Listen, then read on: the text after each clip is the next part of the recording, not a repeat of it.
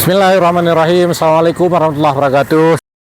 Rekan, sobat, saudaraku BWN, saya Zainal Arifin M. Nur, pemimpin redaksi harian Serambi Indonesia.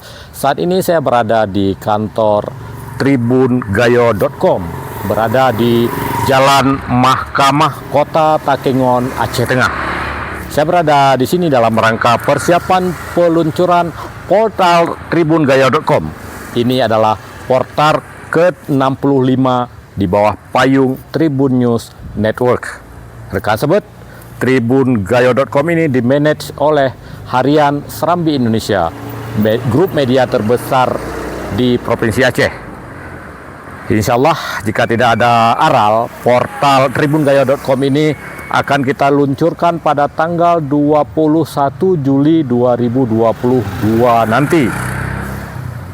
Acaranya dilaksanakan di Hotel Parkside di Kota Takengon, Aceh Tengah. Rekan sobat saudaraku BWN di seluruh Aceh, Indonesia, dan seluruh dunia, kami mohon doa dan dukungan dengan cara mengikuti kami di portal tribungayo.com. Juga follow kami di Facebook, YouTube, Instagram, dan TikTok yang semuanya atas nama tribungayo.com.